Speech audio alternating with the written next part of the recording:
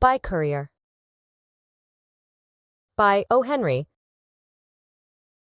It was neither the season nor the hour when the park had frequenters, and it is likely that the young lady, who was seated on one of the benches at the side of the walk, had merely obeyed a sudden impulse to sit for a while and enjoy a foretaste of coming spring. She rested there, pensive and still. A certain melancholy that touched her countenance must have been of recent birth, for it had not yet altered the fine and youthful contours of her cheek, nor subdued the arch though resolute curve of her lips. A tall young man came striding through the park along the path near which she sat. Behind him tagged a boy carrying a suitcase. At sight of the young lady, the man's face changed to red and back to pale again. He watched her countenance as he drew nearer, with hope and anxiety mingled on his own. He passed within a few yards of her, but he saw no evidence that she was aware of his presence or existence. Some 50 yards further on, he suddenly stopped and sat on a bench at one side. The boy dropped the suitcase and stared at him with wondering, shrewd eyes. The young man took out his handkerchief and wiped his brow. It was a good handkerchief, a good brow, and the young man was good to look at. He said to the boy, "I want you to take a message to that young lady on that bench. Tell her I am on my way to the station, to leave for San Francisco, where I shall join that Alaska moose hunting expedition.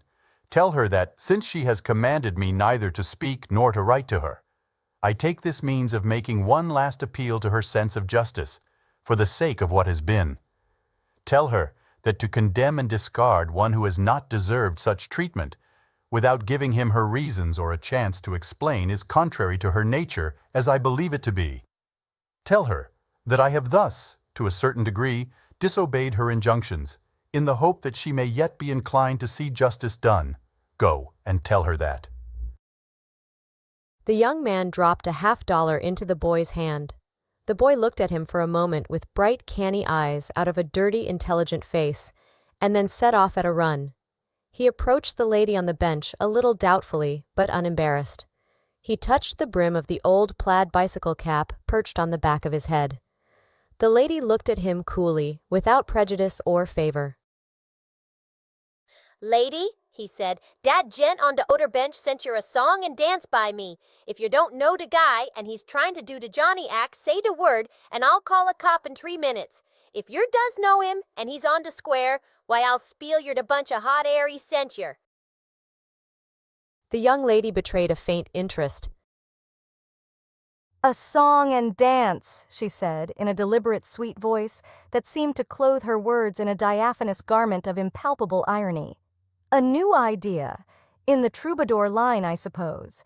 I used to know the gentleman who sent you, so I think it will hardly be necessary to call the police. You may execute your song and dance, but do not sing too loudly. It is a little early yet for open-air vaudeville, and we might attract attention." "Ah," said the boy, with a shrug down the length of him, "yer know what I mean, lady. 'Tain't a turn, it's wind. He told me to tell yer he's got his collars and cuffs in that grip for a scoot clean out to Frisco. Den he's going to shoot snowbirds into Klondike. He says yer told him not to send around no more pink notes nor come hanging over de garden gate, and he takes dis means of putting yer wise. He says yer refereed him out like a has-been and never give him no chance to kick at de decision. He says yer swiped him and never said why." The slightly awakened interest in the young lady's eyes did not abate. Perhaps it was caused by either the originality or the audacity of the snowbird hunter in thus circumventing her express commands against the ordinary modes of communication. She fixed her eye on a statue standing disconsolate in the disheveled park and spoke into the transmitter. "Tell the gentleman that I need not repeat to him a description of my ideals. He knows what they have been and what they still are. So far as they touch on this case, absolute loyalty and truth are the ones paramount.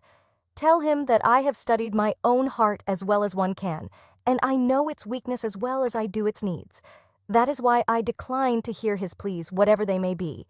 I did not condemn him through hearsay or doubtful evidence, and that is why I made no charge. But since he persists in hearing what he already well knows, you may convey the matter. Tell him that I entered the conservatory that evening from the rear to cut a rose for my mother. Tell him I saw him and Miss Ashburton beneath the pink oleander. The tableau was pretty, but the pose and juxtaposition were too eloquent and evident to require explanation. I left the conservatory and at the same time the rose and my ideal. You may carry that song and dance to your impresario.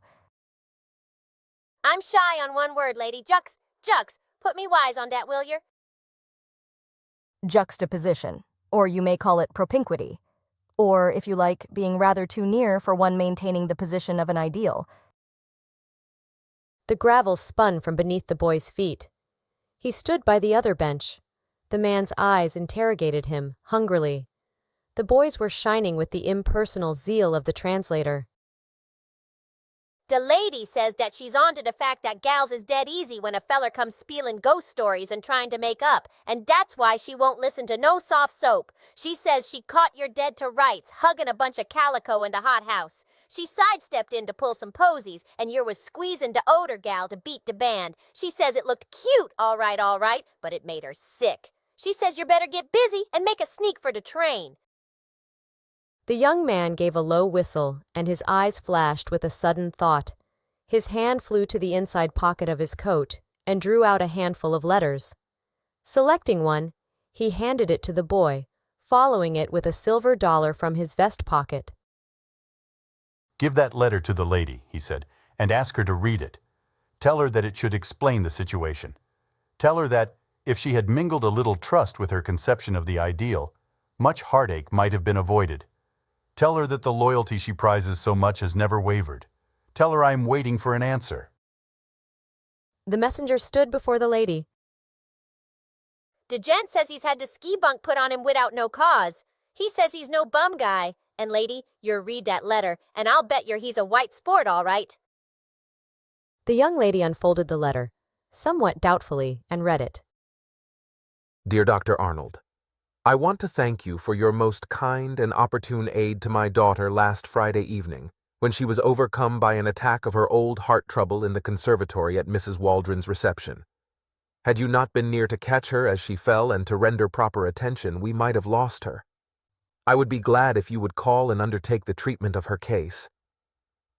Gratefully yours, Robert Ashburton. The young lady refolded the letter and handed it to the boy. The gent wants an answer, said the messenger. What's the word?